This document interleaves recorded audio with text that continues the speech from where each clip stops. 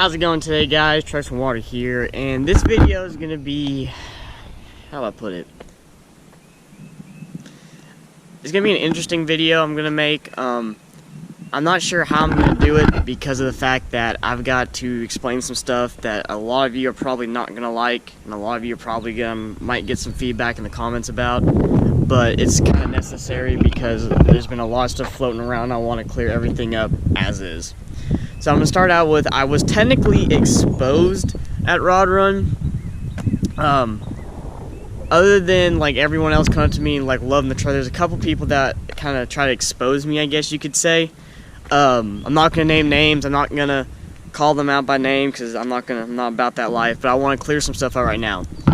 The truck is original paint from 1996. Let's get that right out of the way. It's got 221,000 miles on the truck. Is it to where I want it to be? No. Is it a super clean truck for the year? Yes. There are some flaws with the paint and the body. There's a little bit of ding, like door dings and stuff like that, because the truck is used, it is driven, and it's not 100% perfect. The main thing that people are trying to expose me on with the bug guard, because the original bug guard went all the way out to about here. That broke, as you know, from Alabama. If you've been on the channel, Alabama Truck Meeting, I was going down there, a rock came up and hit it right here and sheared this part off. So, this is what someone was trying to expose me with, this dent right here. They were like, how does this happen? You never talked about it. I have talked about it in previous videos, but if you're new to the channel, this dent has been on the truck since I bought it 3 years ago in July. It's just been on, we don't know, the owner I bought it from does not know where it came from, does not know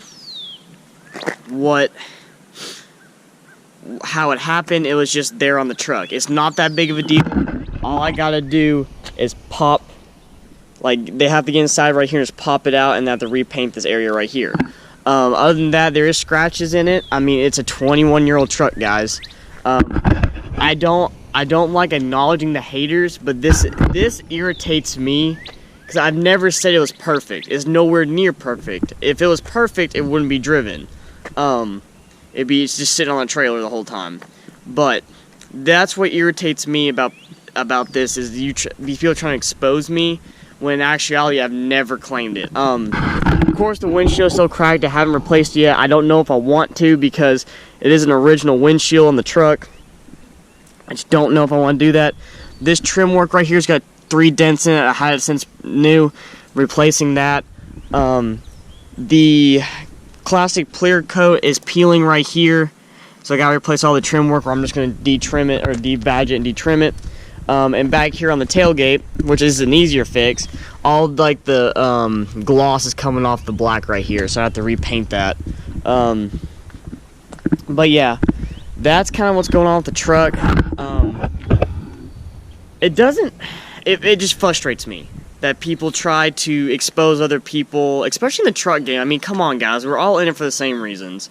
It's just frustrating that I see it happen to a lot of my friends, a lot of people I know in the truck game, trying to expose them, trying to start drama with them, trying to start all this crap, when in actuality, it doesn't matter, because we're all in it for the same reasons. A lot of people don't like the way this truck is set up, where it's leveled in the front, 20 by 12s, 32-inch tires, and Nitto 420s. People think you should run a mud tire on this truck, which is fine. It's your own personal style.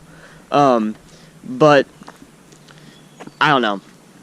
That's just me. I mean, that's what's up with the truck. I mean, it still has a check engine light on for the catalytic converter, because it's not that big of a deal to me, but I'm going to get it replaced here soon.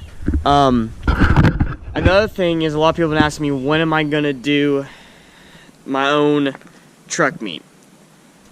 I put a lot of thought into this, and if you've been following the channel since the beginning of the year, I've made a poll asking if I should host a truck meet. A lot of you said yes, you would want to come to one, or just, me hosting or whatnot. Here's the issue. I've been to a bunch of them. I mean, I've been to a lot of truck meets in the past year and 4 to 5 months. I mean, a lot of them. Local, non-local. Here's the 2 main issues I have with doing that. Number 1 is respect. People do not respect other people's rides. At Rod Run alone, there was 4 or 5 trucks keyed. Now, I'm not talking about little pin, like, scratches. I'm talking about they freaking keyed the hell out of these trucks. And I am not about that. I do not want to happen at my event. I hate when people lean against my truck. I hate people when they rub up against it. I mean, there's just sheer respect. When I was, growing up, I was in the muscle cars as a little kid, and we would go to all these car shows and all this stuff with my grandpa and my dad, and my dad and grandpa taught me how to respect someone else's ride. You don't lean up against it, you don't touch it unless the owner tells you to, and all this other stuff. You respect it, and that's what I do with other people's trucks. In truck reviews, the whole 9 yards.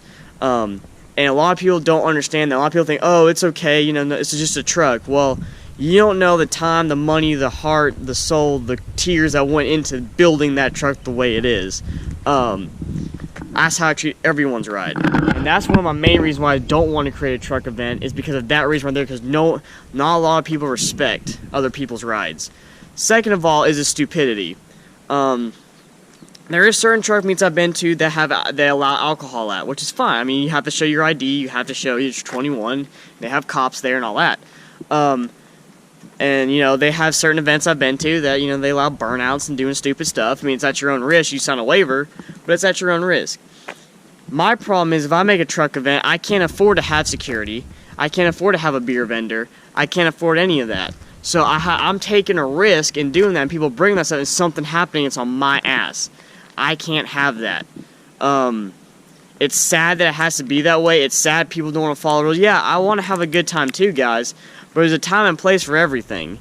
And with trucks and some of these diesel trucks pushing up to 1,000 horsepower, with alcohol involved and peer pressure, and the guy sees the hot girl and the testosterone starts flowing, it just gets into a really horrible situation, and I don't know if I want to deal with that. If I can find a vendor and if I can find someone that can help me co-sponsor it and stuff like that so I can get the funds for it, then yeah, I'll be more than happy to do it, but I don't think that's going to be the case. So unfortunately, as of right now, I'm not going to create an event right now.